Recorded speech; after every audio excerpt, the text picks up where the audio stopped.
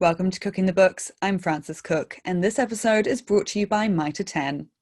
The world tipped upside down recently, which means many of us are considering changes. Not all of this is voluntary, of course. Many people have lost their jobs and now are having to scramble for something else to pay the bills. But there are also those who've taken this time to reassess, to remember that life is short and now want to change to something different. So whether you're choosing career change or you've had it thrust upon you, you still need a stable base to make these changes from. The best thing you can do to increase your chances of success is to give yourself as much financial security as you can to steady you through this time. So here's what you need to think about, whatever your own personal situation is. News Talk ZB presents Cooking the Books with Frances Cook. I'm joined now by financial planner Liz Coe. Now, there are lots of different reasons someone could be thinking about a career change, but let's start with that worst case scenario. If someone has had no choice in the career change and have quite suddenly been made redundant, what are some immediate money changes they should be thinking about? Well, I think the first thing to do in that situation is to take stock of what your financial resources are. And it's really about deciding how you're going to best use those resources and hunkering down, to the absolute essentials. I mean, I think, also the key thing to realize in this situation is it doesn't go on forever. When you have a sudden shock like that, it's just a process of adjusting to your new situation. So you're not going to necessarily be in a bad situation for the rest of your life. It's about saying, well, how can I survive this sudden glitch? And really going back to basics and looking at the resources that you have and how you can most effectively use them. And that's both in terms of your assets and whatever income that you have. So, so if you have a change of job, an enforced change, quite often that means a drop in income, maybe temporarily. There's financial assistance available in those circumstances, particularly now with COVID, of course. So it's about assessing, what you have and how you can best use it, and really going back to the fundamentals of what's important to you, reassessing your priorities. Yeah, right. Okay. So that would be sort of checking out how much savings you've got and deciding, what sort of entitlements might be around and that you can apply for in terms of, any job seeker support, things like that. I would say for anyone who's listening, things like Citizens Advice Bureau can be really helpful for helping you figure that out. And then when you're saying about figuring out your essentials, is that, looking at housing, transport, food, and just really reducing your bills down to those sorts of things. Is that a summary? That's absolutely right. So in most households, there's two really big expenses. One is the cost of accommodation. That's either rent or your mortgage, and the other is food. So if you're wanting to cut back to basics, then you can consider either of those two options. Obviously, unless you're willing to move house, there's not a lot you can do about your mortgage or your rent. You can certainly make a big difference in terms of what food that you buy. The other thing is those sneaky little expenses, things like subscriptions, to Netflix or Spotify, or that gym membership that you haven't, you're paying for but you're not really using. Those kinds of things. It's the little bits that add up to a lot. So you've really got to track through your expenses with a fine-tooth comb and take out all the unessential stuff, and you've got to do it really quickly. And I think quite often what happens is people get such a shock when they lose their job that it takes a while for that to sink in, and for people to realize, well, hey, actually I'm in a situation now where I can't afford to do these things. So the quicker you can get onto it, the better, to avoid going into debt, which is, of course, the last thing that you want to do. Yes, and you are so right about those subscription costs because I mean, I don't blame the businesses at all. I mean, subscription businesses are really popular because they lock you in and they get a certain amount from you every week or month or whatever the subscription is. It's a really popular business model because it works. And you keep paying for this even if it's notorious for some people forget they have the subscription at all. So That's they're right. certainly not using it. That's So right. going through your bank account and saying, accounting for every single thing that's coming out is a really good way to assess what you're spending and get a handle of it when you're in a bit of a dazed state of shock, like you say, Mm. and also figuring out those things you've forgotten about. So That's right. And it's a so really I, good I tip. think, in those situations, it's a really good idea to look at all your outgoings and look at which ones you have no control over. Everybody has things that they can't control, such as your rent or your mortgage, unless you move house, insurance costs, various things like that. So you'll have commitments. So I think if you can group those together and say, well, like these are the things that I absolutely have to pay, and then you'll find there's a whole lot of expenses that where you have complete choice over whether you spend that money or not, whether like coffees and those subscriptions and getting haircuts and new clothes and all that kind of thing. And then there's another group of expenses which is things which are essential items such as your food and petrol and that kind of thing. So you group those things together because those are things where they might be essential, but you can control how much you spend. So whereas you can't control your rent or mortgage, but you can control how much food you spend. So if you break your budget down into those three things, so there's your financial commitments, there's your completely discretionary spending on non-essential stuff, and then you've got your essential spending where you've got some control over how much you spend. If you break it down that way, that's a really good way to do your budgeting. And then I would suggest even setting up separate bank accounts for those three groups of spending, because your first priority obviously is to meet your commitments. So those things have first dibs at whatever income you have. Then your essential spending, and then if you're lucky you might have a little bit left over for the fun stuff. So but it's just a temporary situation. You have to always bear that in mind. It's not going to go on forever. Yeah, yeah. Okay, I love that. So if you have had the unfortunate situation of losing your job, you basically go into lockdown mode. And those three categories, so helpful. And I would say if anyone's listening and they want specific tips on reducing housing and food costs, we've done entire episodes on those in the past. So go back and listen to a couple of old episodes. They're just in the archives of Cooking the Books, because you can get real into the nitty gritty on ways to attack those. But I'd love to talk about now in terms of if the recent events have triggered some rethinking. And I think that's a case for a lot of people. The big shock to the system, the world system, frankly, like this, can make people reevaluate their priorities and how they want to spend their life and what they're doing. And it's got some people thinking about a career change that's optional. So if you have a bit more time, because you're choosing this, how can you financially prepare then? Well, yeah, I mean, that's a really interesting scenario. And I think for that particular case, you do need to try and plan ahead in terms of what your cash needs might be. So when people come unstuck with a big change like that is when they suddenly run out of money, they can't access funds.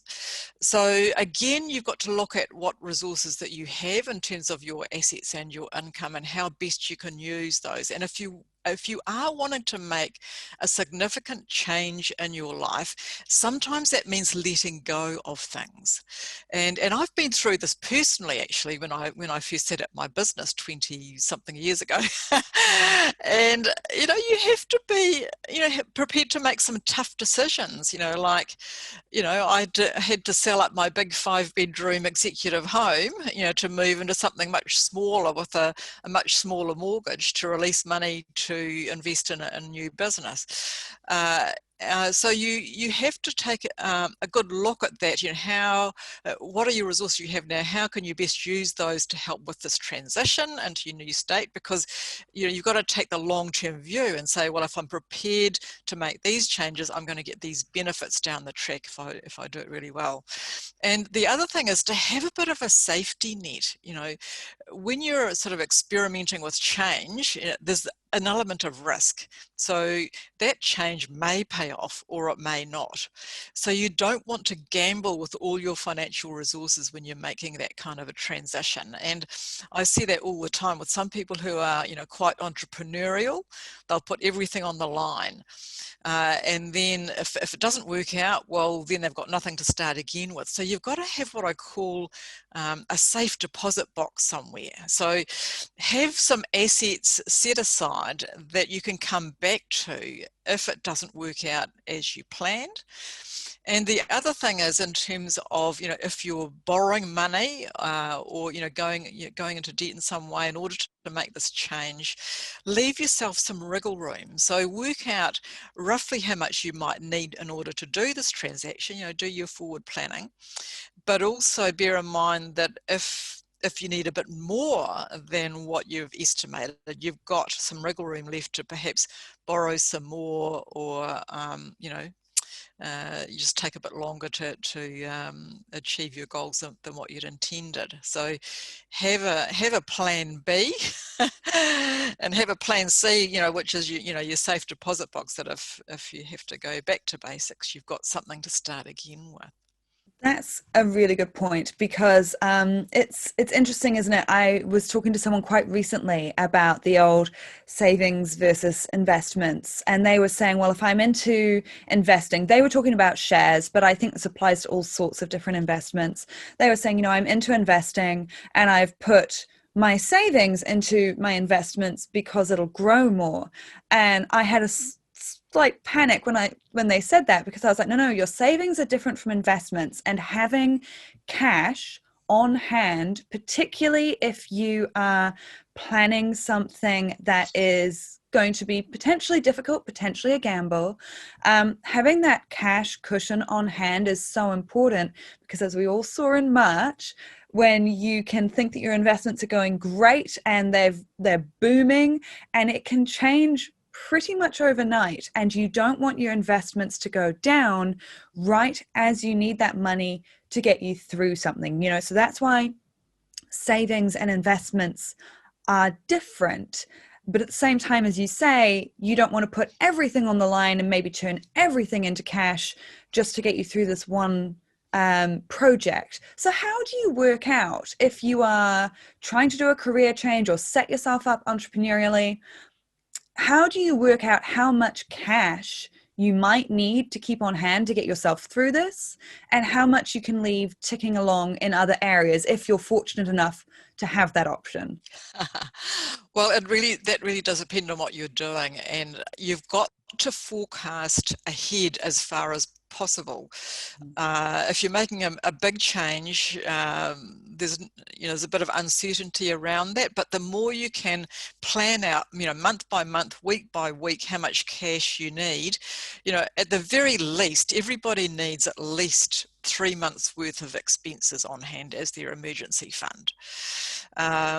But if you're going through a situation of some sort where, you've got some downtime, whether you're studying or whatever, try and work out, what are going to be your cash needs over that reduced income period, and make sure you've got that set aside in the bank or somewhere where it's not going to go up and down. Because, as you say, there is a difference between savings and investment, and you want to be able to have liquidity, that easy access to cash, and have it in something that isn't, going up and down in value, because that's the best way to lose money. The easiest way to lose money is have your short-term money in volatile assets. So but you really got to plan ahead, month by month, week by week, depending on what time frame you're looking at. Just estimate those cash needs over that period. So my rule of thumb is whatever cash requirements you have within a 5-year period, that money should ideally be in the bank or somewhere stable. And I think it's a great rule of thumb there when you said the 3 months of your basic expenses should be set aside for most people as savings. And I know that seems intimidating to a lot of people. Some people just say they just don't have that much cash sitting around. But if you want to make a big leap, that is something that you probably need to work towards to make sure you've got that cushion there as a bare minimum, because otherwise you can end up getting into debt. It can go really badly. And like you say, it's also, planning ahead and thinking, how long might I be in this leap for? Well, it might be more than 3 months. And while it might be intimidating to think this through, I don't think that you should let that stop you. It's just being realistic, sitting down and plotting out what you think might happen, and then giving yourself the best odds to succeed. I don't think you do yourself any favors by being intimidated and either not looking at it or not doing it, right? Yeah, I mean, you've got to take a bit of a gamble, take some risk, and it's the old risk and return situation that you're not going to get the long-term returns unless you're willing to take the risk. But if you can't save up the money, and like if you're in a situation where you've still got a mortgage, it may not make sense to have savings as such. It may be better to have a line of credit, for example, that you can use. So it doesn't mean you need hard cash, it just means you need access to cash in some way. So and interest rates are quite low now, so some people are taking advantage of that. So if you have a line of credit in which you're paying a relatively low rate of interest, then what you're looking at doing is in effect borrowing that money in order to invest and get a potentially higher return. So it doesn't mean you have to have actual hard cash in savings. You just got to have access to cash, and that's where most businesses or startup businesses go wrong, or people in this state of transition, this is where they go wrong, is they run out of access to cash. So that's the thing to avoid. Yeah, and that's another really relevant point where this is one of the big benefits of if you have managed to get into a position where you own your home, even if you still have a mortgage on it, you can then use that as a way to leverage your way into starting a business, because of course you can borrow against your house. I would say, of course, it does come with the caveat to be very careful, potentially go and get some individual advice before you consider that, because you want to be careful anytime you're messing with debt. But it is a way that many very successful people have started their businesses and got the cash to do so. What do you think? Would the approach be different if the changes you're considering will take longer? Because we've talked a bit about time here. So if you are wanting to make a change that would require either studying or maybe taking on an apprenticeship, versus moving to a new job where you are hoping to start earning again pretty quickly, how does that change your planning? Well, it just creates an additional element of risk. So, if you're studying over, say a 1 or 2 year period, things can go wrong within that time frame. So, the longer the time, the more chance there is that something adverse might happen. Whether that's with your health or your partner's health, or you might have some, your car might need major repairs, or you have massive dental bills. So the longer the time frame, the more the risk, and therefore the more planning you need to do. So and I think it's about how much risk you're prepared to take as a person. So if you look at it realistically, if you want to grow your wealth significantly, you have to take risk. You have to use other people's money, in other words, borrow. Use the leverage principle to create that extra wealth. If you're not that kind of person that wants to make a huge amount of wealth, and you're quite happy just ticking on by, then may only be willing to take a lower level of risk. So it's as much a personal thing. It's just that, the more risk you take on, the more you've got to think about the consequences of that and the potential for something to go wrong, and have, those resources available to you in your safe deposit box to come back to if it falls over. So that's really the key thing. How much risk are you willing to take? The more risk, the more planning you have to do. Now for a quick word from our sponsor. Negotiating is one way to secure a better price, but with a Mitre 10 SmartMate cash account, getting a deal is as easy as swiping your card and putting in your PIN. A Mitre 10 SmartMate cash account is a pay-as-you-go account for business, trade and commercial customers that gives you access to trade pricing on a wide range of products and services at participating Mitre 10 stores nationwide. It's convenient and flexible. Apply online at nzherald.co.nz/trade. And it's funny, isn't it? I feel like pretty much everything with money comes back to risk versus return. It is just absolutely inescapable, not just as an investing principle, but as an investing in yourself principle, where any time, like you say, you're putting more time into this, well, you're running the risk that more things happen that you just couldn't have predicted. And it's not that you should be mad at yourself for not predicting that a global pandemic would happen or whatever else 2021 throws at us. It's just being prepared and making sure that you are financially stable to get through whatever that is, or accepting that you don't want to run those types of risks and then planning accordingly for that, right?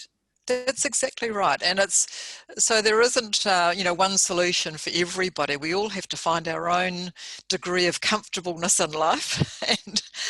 And some people, well, in fact, most of the people I've talked to in 20 years as a financial planner, they say to me, all they want to do is have a comfortable life. They don't want to be wildly wealthy, because that involves taking on a huge amount of risk.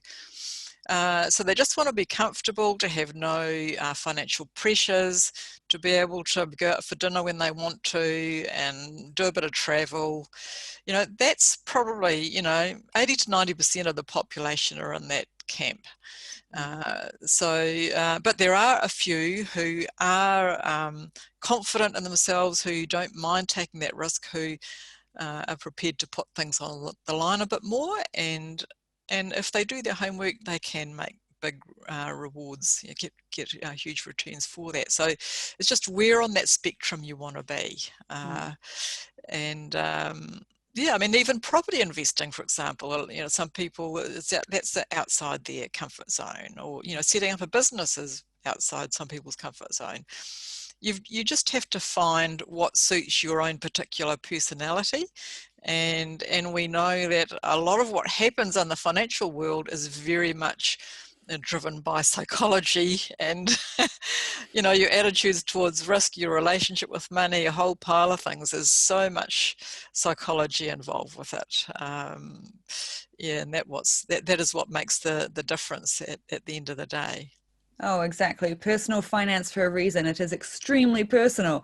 So to sum up some of the points you've made, basically don't delay, just sit down and try to calmly assess what your situation is. Maybe go through something that'll give you some prompts, like your bank account.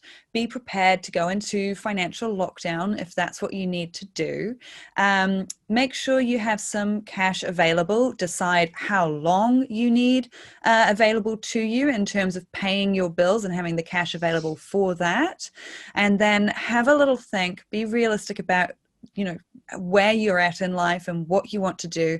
Decide how much risk you're willing to take on, maybe a pros and cons list. Writing it down always helps. And really going through those steps to assess where you're at and where to next. Is that a fair sum up? That sounds pretty good to me. Yeah, See, I was very listening. sound advice. Oh, wonderful. Hey, thank you so much. That's Liz Coe. Now, this was actually based on a listener question. So if you have more questions for a future podcast, do get in touch with me. I want to make sure that we're talking about what you need to know. So you can find me online basically everywhere, but Facebook Francis Cook Journalist, Twitter Francis Cook, Instagram Francis Cook NZ. Pick your favorite, send me those questions, and I will try to get them answered for you in a future podcast. And you can also subscribe to Cooking the Books. We are iHeartRadio, Apple Podcasts, Spotify, as well as anywhere else you can find your podcasts. And if this episode was helpful for you, then do send it on to a friend. We could all do with some extra money help these days. This episode was brought to you by Mitre 10. Thank you so much to our sponsor for your support. Until next time, have a great day.